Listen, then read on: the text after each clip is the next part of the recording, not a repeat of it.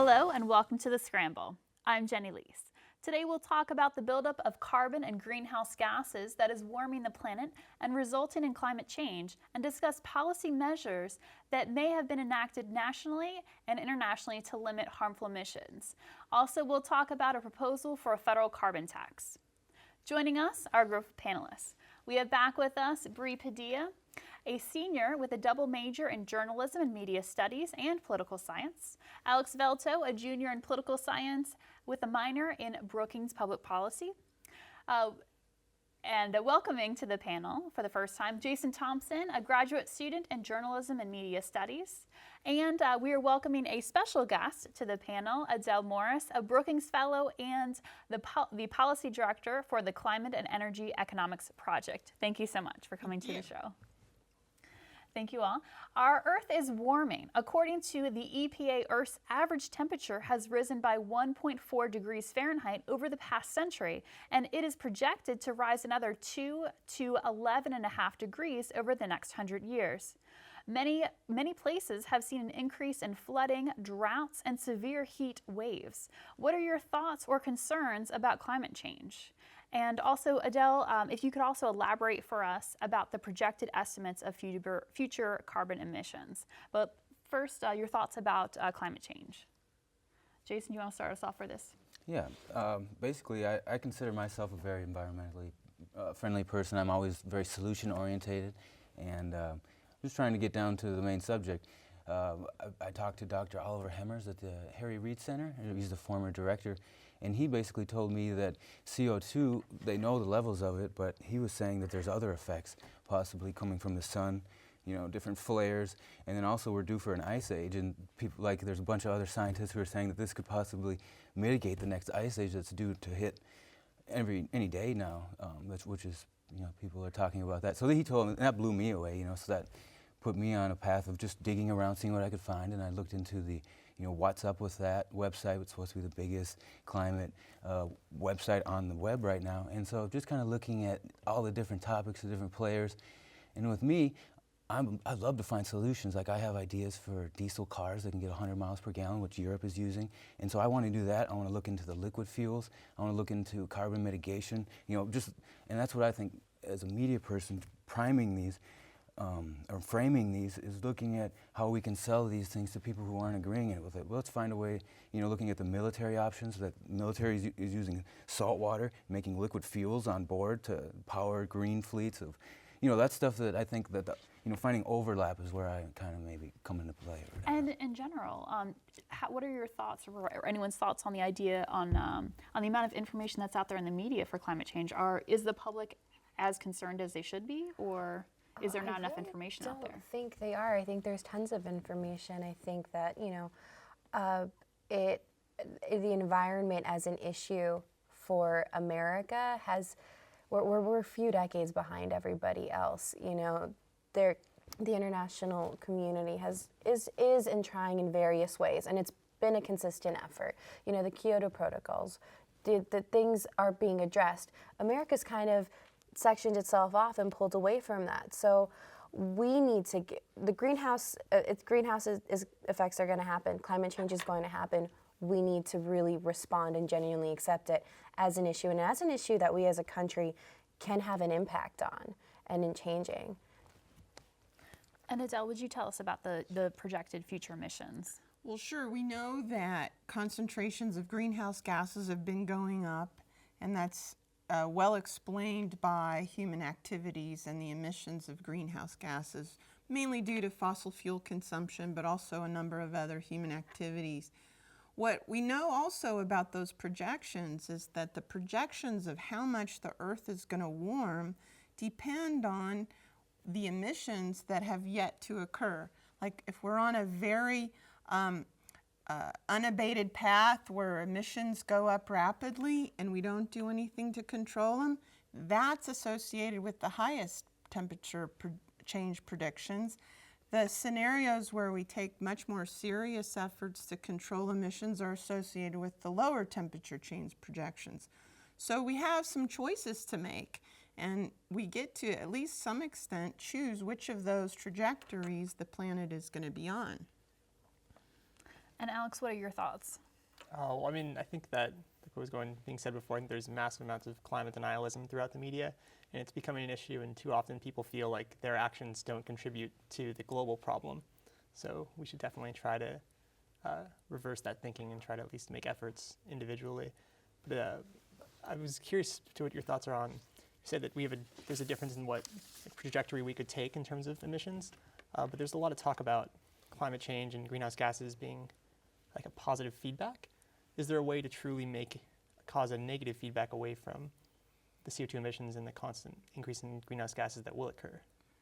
Well, I think there are, I mean, certainly we want to limit emissions to the extent we can, because every incremental ton of greenhouse gases up there is going to run greater risks of some of the more severe damages that scientists have identified. And you're exactly right that there can be positive feedbacks whereby, for example, if the ocean warms and the sea ice shrinks, then the ocean becomes darker because there's less ice on top of it, and the darker ocean absorbs more heat than the ice does. So you have this feedback that kind of amplifies the potential effect on the climate. And so there are a number of these very complicated relationships. Some of them work to reinforce warming. A few of them work to mitigate warming. But the point is, the stuff we have control over is the emissions. And that's the part we really need to be focusing on. It's very difficult to control some of these feedbacks, but just to keep them in mind when we choose our emissions policies. And now, what is the connection to policy? What has the U.S. done so far, and how do we compare to other countries, Adele? Well, the U.S. is taking several actions, but we haven't so far adopted a really serious, ambitious, nationwide policy to control greenhouse gas emissions. And so, for example, some of the things we have done is we have vigorous research agenda into clean energy technologies and energy efficiency. There have been a number of energy efficiency policies enacted, including new fuel economy standards for cars. And the EPA has started a series of regulations to try to reduce greenhouse gas emissions. In addition to the car-related rules, they have new rules that they've proposed around emissions from new power plants, and they're now scheduled to pursue regulations around existing power plants. And now, is or would the federal government be ready to implement a carbon tax? Well, the challenge with the kinds of policies I just described is they tend to be relatively costly when you set. Now, it depends on how you exactly analyze the benefits and costs of these rules, but generally. Oh, and I'm sorry, I'm gonna cut you off right there. But we'll be right back with more after the break. For others, it may have just been a summer job. But for me, it was training. Now I'm an Air Force pararescueman, and my job is to save lives. Make the right choices today and be ready for the challenges tomorrow. This message is brought to you by the U.S. Air Force.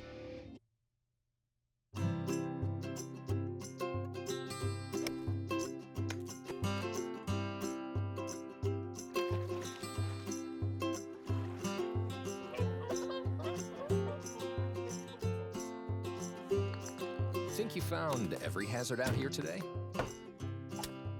Think again. The spot you missed could be a killer. That spot on your skin could be skin cancer. Fact is, if you're a man over 50, you're in a group most likely to develop skin cancer, including melanoma, the kind that kills one person every hour. 1 in 5 Americans is likely to develop a form of skin cancer during their lifetime. That's why your best shot is to check for a spot. It's easy. Follow through and check your skin. It could be the save of a lifetime. Go to spotskincancer.org to find out how. A message from the American Academy of Dermatology. Welcome back. We are talking about climate change and a possible carbon tax. And Adele, I was just asking you a question now. Is or would the federal government be ready to implement a carbon tax? I cut you off before the break, so. Sure. So we have a number of regulations that we've been working through, but there are several reasons to think that a carbon tax would be a more cost-effective way to encourage emissions reductions. And, you know, a carbon tax by itself obviously doesn't have much traction, but if we're in the business of reforming other taxes, for example, both the Republicans and the Democrats have suggested they'd like to reduce taxes on business income and investment. Well, if they do reduce those other taxes, the question is, how are you going to make up the revenue? And it's better to make up the revenue by taxing something you want less of, like pollution, than taxing something you want more of, like working, saving, investing, and economic activity that promotes growth. So the idea of a carbon tax makes the most sense if it's embedded in some other fiscal reforms, including efforts to reduce the budget deficit. And then you can kind of see, oh, okay, well maybe a modest excise tax could work into that reform. An economic way to look at it is it might be cost neutral because we're finally factoring in those costs that we weren't before, like increased deaths of people breathing in harmful air and things like that. Exactly right. That's basically the point. When I put gasoline in my car, the price I pay reflects the cost to produce the gasoline, to transport it, to market it, and so on. But it doesn't include the cost to society and the environment of the emissions that come when that gas is burned. So the point of having a tax on carbon and maybe some other greenhouse gas emissions as well is to make sure that people pay the full price of all the goods and services that they use. And then they'll naturally adjust because the relative prices of different activities have shifted, and shifted in a way that gives people more accurate incentives in how they go about their daily lives, and for businesses, what fuels they use and how they run their operations. So functionally, what would that type of structure look where we're being taxed for carbon on an individual and a business level? I'm sure you guys you've had to research Sure. and establish some sort of plan. The simplest thing to do, and it would actually administratively be quite straightforward. You'd put an excise tax, which means a tax on a good, at the choke point of where fossil fuels enter the U.S. economy. So that might be the oil refineries, at the coal mine, or where the coal is burned for electricity generation, where natural gas comes up from the wells, or at a processor for natural gas. You find that choke point, and that's the least number of firms that you actually need to put a tax on it, because you can do it on the carbon content of the fuels. You don't have to wait till it's combusted. And then those price signals get passed through the whole system and come down to the people who use the fuels. And so the people, for example, who run the power plants can say, well, now coal is looking a little more expensive than it was before relative to natural gas. Maybe we'll use more natural gas. Or maybe we'll go to renewables because now natural gas is a little more expensive relative to renewables. And it all of those incentives align for existing equipment and goods and services, but it also does something really important. What it does is it changes the incentive to develop new technologies, because there will be a market for technologies that are more emissions efficient, because people will value that because there is a price on those damages. All right, and that's a good point to take a break, and we'll be right back with more on the carbon tax after this. If you could see anything in the world, what would it be? I'd love to see Paris. I like to see cupcakes falling from the sky.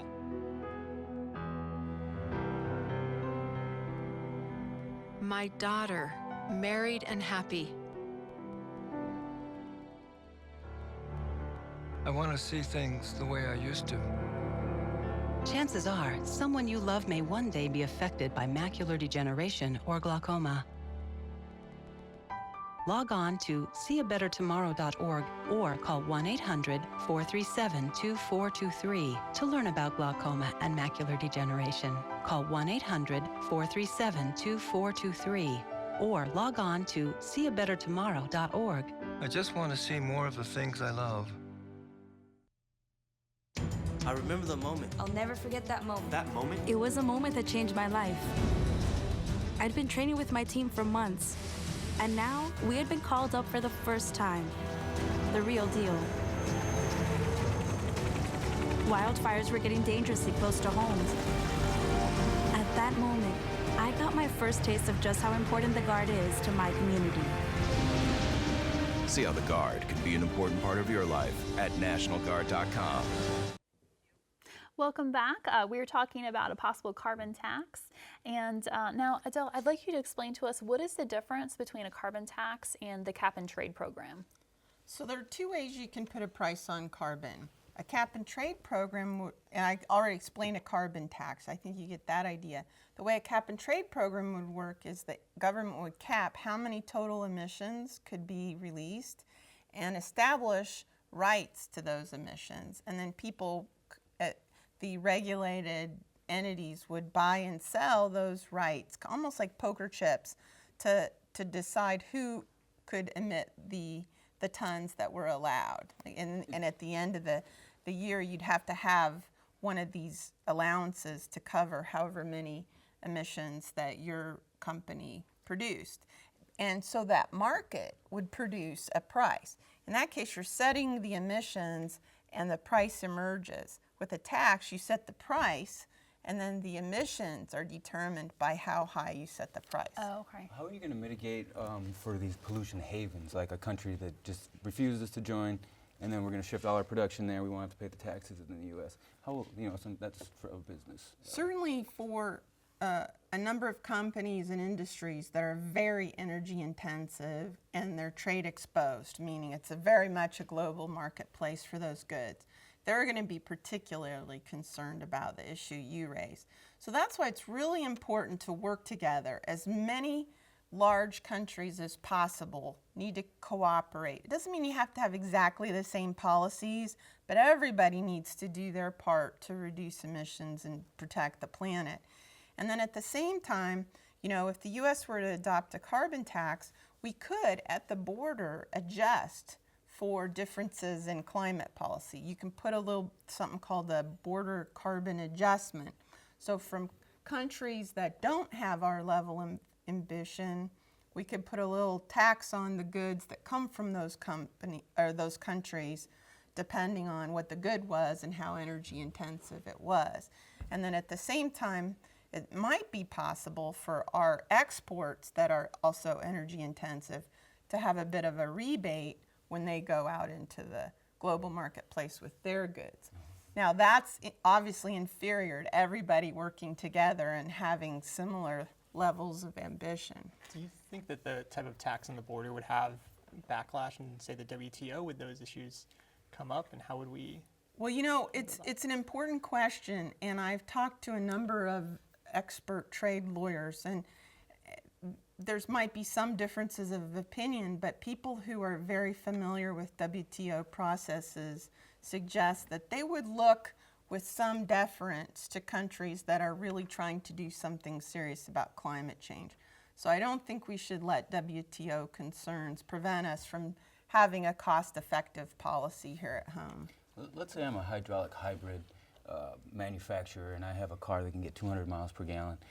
But I'm going up against these battery electric cars that get all this funding, all this publicity. How is that fair for me? Or how can we set up a competition or a way to rationally pick who gets these? Like in the American Recovery Act, that was $80 billion or something dollars already dished out to a lot of them going to Nevada here, some great solar, really neat. And so I just think we need to focus on the tech more than the problems. Well, so you raise a good point, is that under our current policies, the government sort of tries to pick, okay, we're going to have a loan guarantee for this industry, or we're going to have a tax credit for this industry. If you had a solid across-the-board price on carbon, then you don't need all that other stuff, because then the marketplace says, okay, all right, if battery cars are going to be more cost-effective at reducing fuel consumption and they can compete, well, all right, then let that technology emerge through the market forces. I'm gonna have to cut you off right there, but we'll be right back and continue the conversation about the carbon tax after the break.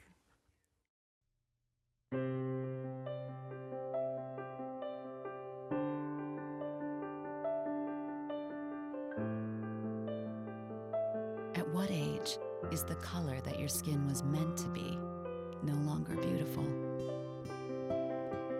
Every year, millions of young women try to change the skin they were born with and say they'd die for darker skin. Sadly, some actually do. Melanoma is the second most common cancer in teens and young adults 15 to 29. And one person dies from melanoma every hour.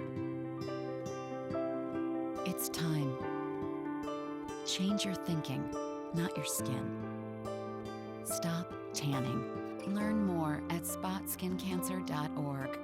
A message from the American Academy of Dermatology.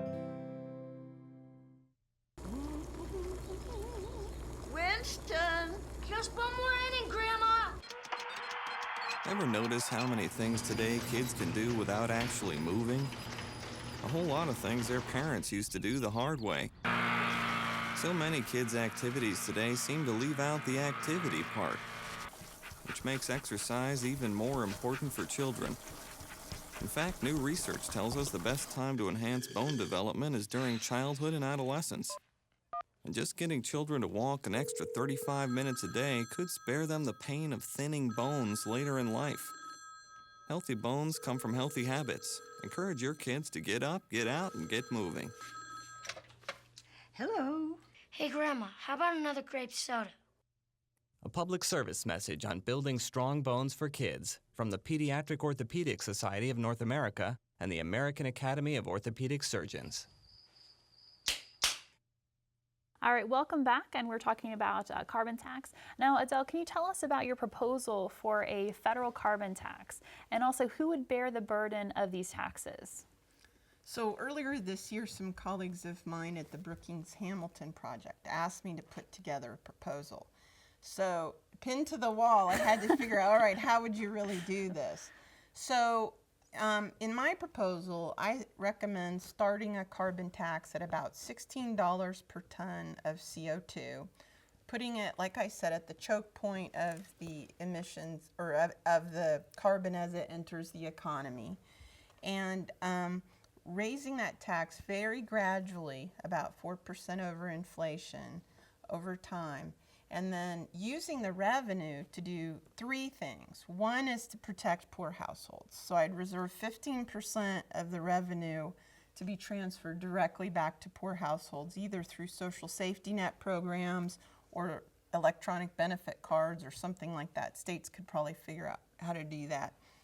Then I'd reduce the corporate income tax rate from 35% to 28%. What that does is give you a pro-growth boost in investment and kind of offset any of the economic burden that would be associated with adding a new tax, and then using the rest of the revenue to reduce the federal budget deficit. I'd also install some of those border carbon adjustments to make sure we don't see investment go overseas as a result of our policy. And I'd impose a very vigorous diplomatic agenda to try to get other countries to follow our lead. Do we already have laws in place that could protect us against pollution, like like mercury, like the more traditional types of pollution?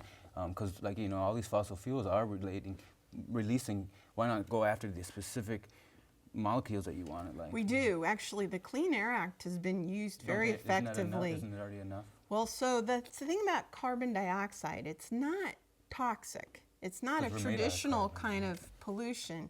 It's only damaging as it builds up in the atmosphere and starts disrupting the climate and increasing the acidity of the ocean and that kind of thing. So the existing authority for the EPA is not really well suited to this kind of pollutant. It's really designed for the kind of pollution you're talking about, mercury, toxic things, sulfur dioxide, that sort of thing. So I would argue we really need new legislation that's better suited to this kind of global pollutant of greenhouse gas emissions. And how would we avoid some pitfalls that Australia has experienced? And they're working on possibly repealing their carbon tax. Sure. I think number one, start gradually. Don't start out with a really high carbon price. All that's going to do is just galvanize opposition to it. Start it, fairly modestly and ramp it up gradually. And the more gradual and predictable it is, the more people can avoid the tax by changing investment. I'm going to cut you off, but I'll let you finish your thought right after the break. But we'll be right back with more. What you doing, Dad? My favorite thing. Really, Dad? What are you doing? Paying bills. Every month a stack of them come, just as regular as the rain. What's this one? That's a special one, son. I pay it first. How come? It's money for my retirement account. I put some money aside each month just like I was paying a bill. Wouldn't you rather buy something? I don't want to work forever, and I don't want you to have to support me in my old age. In a way, I'm buying peace of mind. I'm on the installment plan. Something's not right. My first symptoms were constant tingling in my toes. My legs, sometimes they'll go numb. I had double vision. They said you have multiple sclerosis. Well, the beginning is the hardest time. Kind of had to get a grasp on reality. I had to adapt and change very rapidly. I had to learn how to drive with my hands. Yeah, that was interesting. I was a dancer. I don't see walking the way I walk any different than doing a dance. It just looks different. It's a different dance. You see me have an off day, it doesn't take away from who I am. A symptom may cause you not to be able to do that anymore. And at one point, I wasn't able to do any of those. But I would exercise every day. Since I've been cycling, it's definitely helped my walking. To make a lot of changes in my life and just adapt to it. I'm going to acknowledge its presence. I'm not going to discount it. But at the same time, I'm going to try my best to not let it stop me. It's a fantastic opportunity to be working together with a common goal of curing MS, and sharing is the key.